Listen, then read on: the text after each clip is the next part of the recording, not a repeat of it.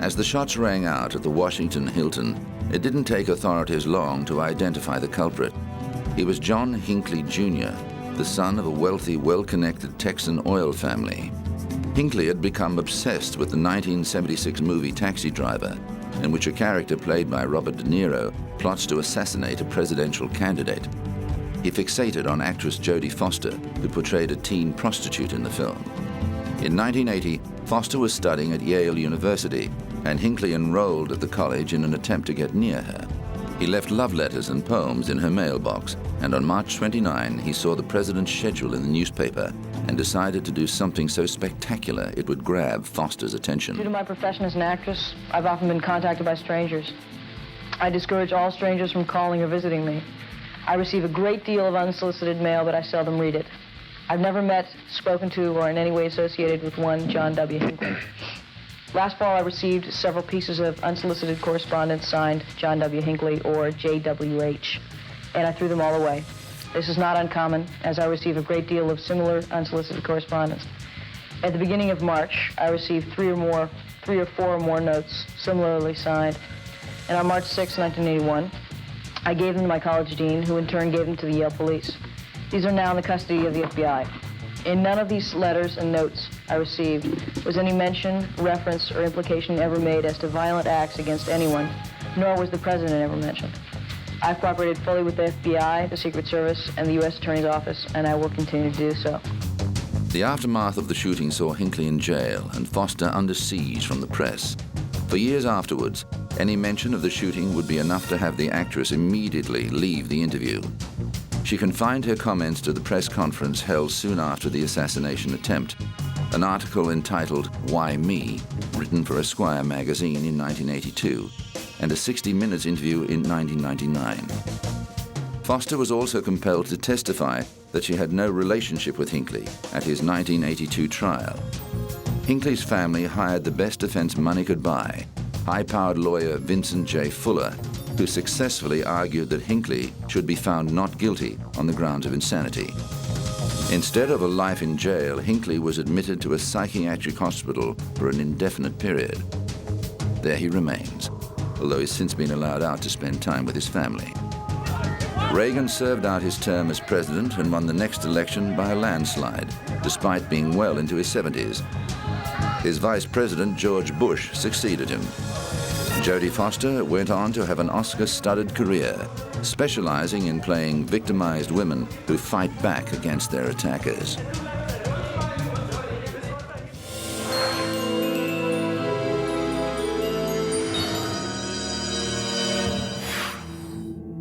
Few criminals have captured the imagination as much as Clyde Barrow and Bonnie Parker.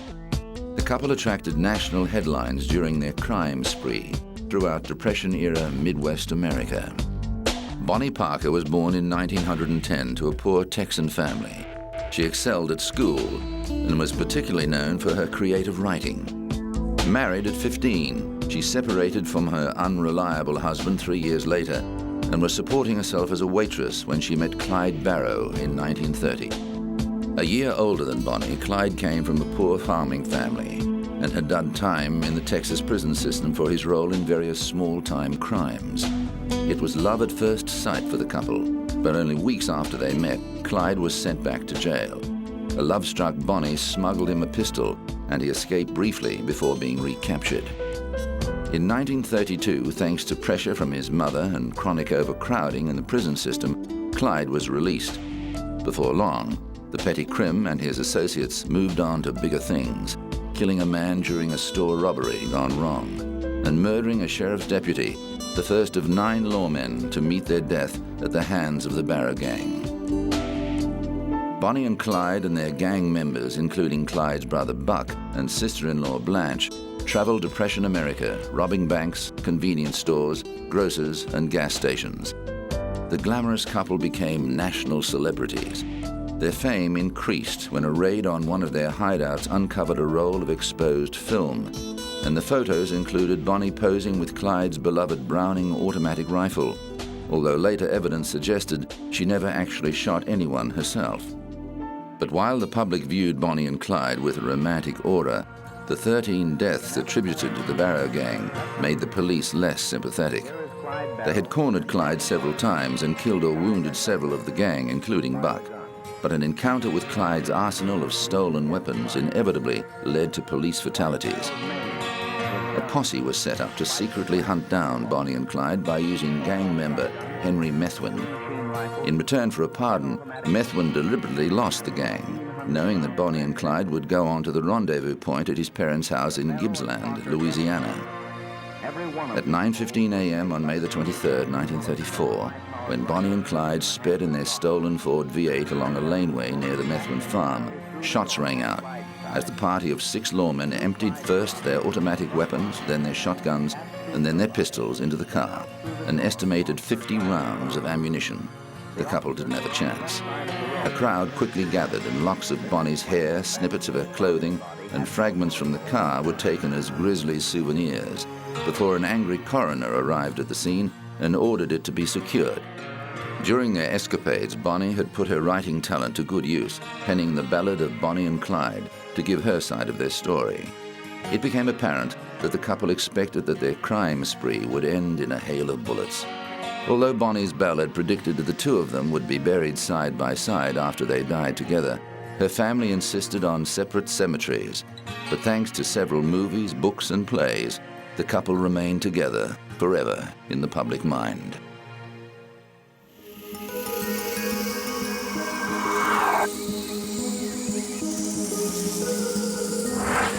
Coming up, a homespun hero goes to jail.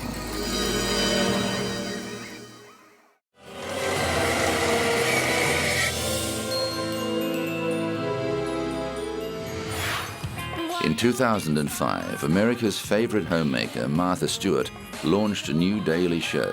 The glitzy opening title showed the former model hamming it up as she recreated fashion photos taken in the 1960s. And in a cheeky nod to the court case that made Stewart notorious, there's a shot of her flanked by police officers. For while Stewart had made her name as the Queen of Chintz, thanks to her wildly popular housekeeping and designing tips, an unfortunate connection with a stockbroker resulted in her becoming a convicted felon. In 2001, Stewart was on top of the world, named the 3rd most powerful woman in America by the Ladies' Home Journal. But that same year, her world came crashing down when an investigation was launched into why she had sold $230,000 worth of stock in biopharmaceutical company Imclone, a day before it was publicly revealed that the company had failed to get regulatory approval for the drug Erbitux. Imclone executive officer Samuel Waxel and Stewart stockbroker Peter Bakanovic were also charged and later convicted. Stewart denied any wrongdoing, and her case dragged on for 2.5 years, going to trial in early 2004. She was charged with securities fraud, obstructing justice, conspiracy, and making false statements during the insider trading investigation. The judge threw out the securities fraud charge, but the jury of 8 men and 4 women found Stewart guilty of the other charges, and there was great speculation as to the sentence she'd receive. And so far as the sentencing for Martha Stewart, she's going to get jail. There's no doubt about that. The only question is, how long? Why? The federal sentencing guidelines demand that she gets jail. The likely range is between 15 to 21 months, given the fact that she was convicted of obstruction and lying to the authorities. Stewart was ultimately sentenced to 5 months jail, with a further 5 months to be served in home detention as part of a 2-year period of supervised release, the minimum term available, and fined $30,000. A related civil case was settled in 2005, with Stewart agreeing to a 5-year ban preventing her from serving as a director or CEO of any public company. Bakanovic received the same sentence as Stewart, while Waxel was sent to jail for more than 7 years. The case deeply divided Americans, with many of Stewart's fans remaining staunchly loyal and accusing prosecutors of engaging in a witch hunt against a high-profile, powerful woman. Every court appearance saw her surrounded by vocal fans protesting her treatment. However, prosecutors saw the publicity surrounding the trial as sending the message that no one was so rich or important that they were above the law. Stewart maintained her innocence throughout the trial and said she was deeply humiliated by the verdict. Today is a shameful day. It's shameful for me and for my family and for my beloved company and for all of its employees and partners. What was a small personal matter became over the last 2 years an almost fatal circus event of unprecedented proportions. But despite being forced to step down from the helm of her company, Stewart was determined not to let a criminal conviction hinder her career. And I'll be back. I will be back. Whatever I have to do in the next few months, I hope the months go by quickly. I'm used to all kinds of hard work, as you know, and I'm not afraid. I'm not afraid whatsoever. Sure enough, before long, Stewart was back in the public eye, candid and good-natured about the 5 months she'd spent in federal prison. On television in 2005, she cheerfully hiked up the hem of her trousers to show off the electronic monitoring bracelet she wore as part of the home confinement sentence. In the years since her incarceration, the public and the entertainment industry have proved to be forgiving, and she returned to daytime television with The Martha Stewart Show in 2005, which has been nominated for a number of Emmy Awards. Writing a book called The Martha Rules, and it's a business book. My baking book, my first book in 6 years, cookbook, comes out in November, and I'm real excited about that, and many, many, many, many more things. How humane are fur farms? And the multi-talented media performer has also lent her name to an anti-fur campaign after being approached by people for the ethical treatment of animals while she was in jail. Had an untreated eye infection. It appears the rehabilitation of her public image is complete.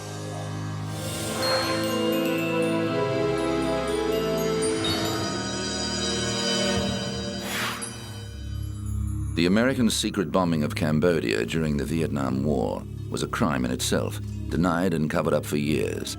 But the destruction inadvertently triggered an even greater crime: the attempted genocide of a gentle, peace-loving people who were slaughtered in their thousands.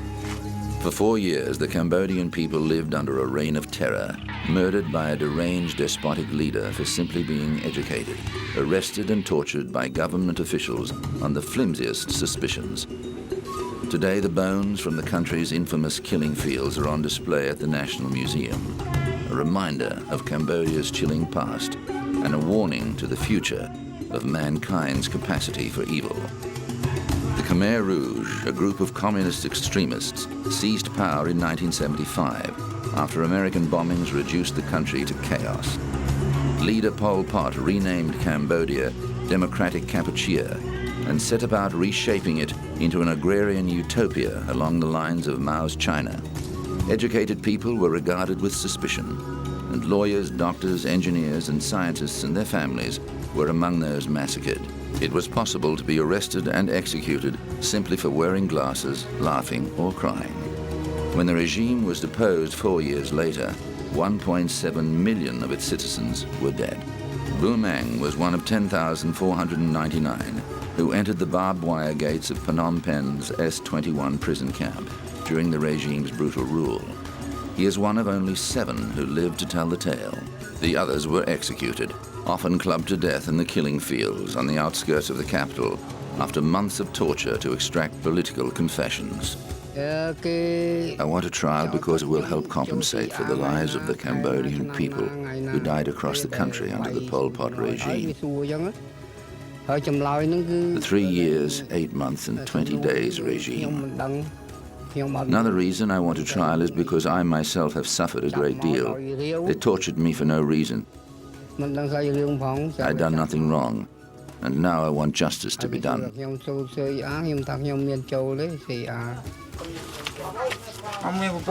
I didn't know what they were accusing me of. They just came and arrested me and took me to S21. When I got there, I found out they were accusing me of being a CIA spy. They kept on asking me questions about this while they were torturing me. I replied, I just don't know. I'm not working for the CIA. Justice has been slow for people like Bu Mang, and it's taken more than 20 years for a criminal tribunal to be set up. Meanwhile, the Cambodian people continue to rebuild their lives and work at healing the wounds left by 3 decades of conflict.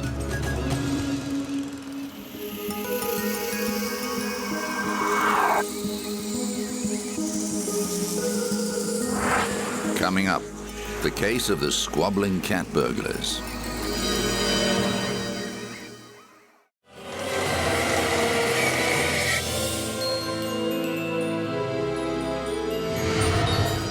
A year before, September 11 had focused the world's attention on Al-Qaeda. The terrorist group flexed its muscles against the sailors of the USS Cole.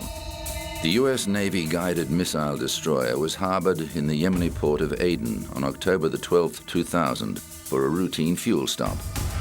Operations were proceeding as normal. Fueling began at 10:30 a.m., an hour after the boat docked.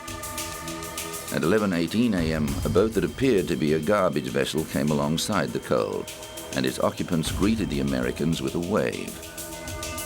Without warning, the boat exploded, blowing a 40-foot hole in the destroyer's side, killing the 2 suicide bombers and 17 American sailors. 39 people were injured. The bombing sent shockwaves throughout the United States. Terrorists are determined to intimidate and prevent the United States from pursuing our worldwide national security interests, and they will continue to tenaciously look for exposed seams in our force protection armor. Their fundamental conclusion is that we must view terrorists as a relentless enemy and, quote, confront the terrorists with the same intensity and discipline that we've used in the past to defeat conventional antagonists. An FBI investigation and 2 Pentagon reviews recommended tighter security for American forces abroad. Investigations pointed the finger squarely at the Al-Qaeda organization, a terrorist group founded by wealthy Saudi dissident Osama bin Laden that was also implicated in the 1998 U.S. embassy bombings in Tanzania and Kenya. The suicide bombers were identified as Ibrahim al-Thwa and Abdullah al-Misawa, both of Yemeni nationality. They used several hundred pounds of military-grade explosives to carry out their mission. Several other Yemenis, including Jamal al-Badawi, were later charged with 50 counts of terrorism offenses, including murder of U.S. nationals and murder of U.S. military personnel. 2 of the men had been captured shortly after the attacks and held on suspicion of involvement, but escaped in 2003. They were recaptured in 2004, but al-Badawi escaped again 2 years later. The attacks led to much soul-searching within the American intelligence community. It's clear that there was a seam in our force protection armor, as I've phrased it, that there are institutional changes which have to be made and improvements which have to be made to try and prevent this from taking place in the future, once again with a caveat that as good as we get or will get in the future, that terrorists are bound to examine other ways of finding vulnerabilities. While changes were made to the U.S.'s intelligence operations, unfortunately evidence that Al-Qaeda was intensifying its campaign against the United States was not pieced together in time to prevent the September 11 attack that saw terrorists hijack airliners and crash them into New York's World Trade Center and the Pentagon. The USS Cole itself was saved from sinking by the dedication of its crew, who worked around the clock to keep it afloat in the aftermath of the attack. The Blue Marlin, a transport ship more used to carrying oil rigs than a destroyer, brought the 8,300-ton vessel home. Al-Badawi turned himself in to Yemeni authorities in 2007, but was pardoned by the government after pledging to renounce terrorism. However, he remains on the FBI's most wanted list, with a $5 million bounty on his head. In 2007, a U.S. federal judge ruled that the Sudanese government had contributed to the attack through its support for Al-Qaeda and ordered it to pay $8 million in compensation to the families of the 17 victims. As a result of the bombing, the U.S. Navy stepped up its random anti-terrorism measures and opened a special warfare center to develop tactics, equipment, and training to combat terrorists. After 14 months of repair, the USS Cole went back into service. It is currently stationed off the coast of Lebanon.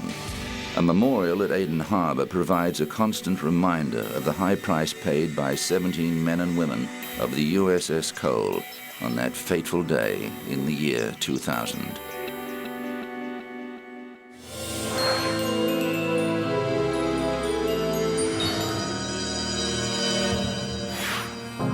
Was Peter Scott, the notorious society cat burglar, also known as the Human Fly, acting alone when he stole Sophia Loren's jewels? Or did his colleague in crime, Ray the Cat, mastermind the heist? In 1995, Scott released his memoir, Gentleman Thief, and claimed sole credit for the robbery. This infuriated Ray Jones, who said Scott came to him for help. The heist took place in 1961, when Loren was in England filming The Millionaires with comic actor Peter Sellers. Directed by legendary British director Anthony Asquith, the romantic comedy was a huge hit and launched Sellers as a major international star. He played a diligent Indian doctor being wooed by Sophia Loren, an heiress who needs to marry to fulfill the terms of her father's will. Sellers reportedly fell deeply in love with Loren during filming, but his feelings were not reciprocated.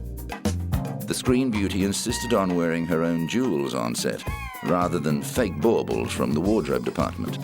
This proved to be her undoing when they were stolen from her room at the Norwegian Barn Hotel in Elstree.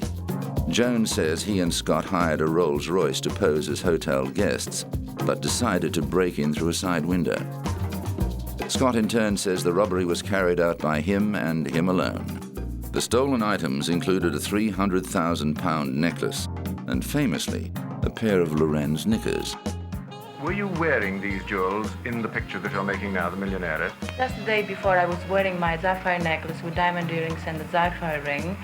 And at the end of the scene, I brought them home. I wish I didn't. At least I would have. Have you never heard that there's a theatrical superstition that it's unlucky to wear real jewelry on the stage or the set? No, first of all, I'm not superstitious at all. And no, I never heard of it before. Maybe it's a very well-known thing in England, but not in Italy. But Scott's pride in his exploits turned out to be his downfall, and he was nabbed after boasting about the robbery to some fellow crims. Loren wasn't his only celebrity victim. Scott stole jewels from Judy Garland, Shirley MacLaine, Zsa Zsa Gabor, Mia Farrow, and Ginger Rogers, among others. In 1959, he robbed Lauren Bacall in London, but was forced to ditch the loot while being chased by police. He later offered police a deal, him in jail or the jewels returned. They chose the jewels.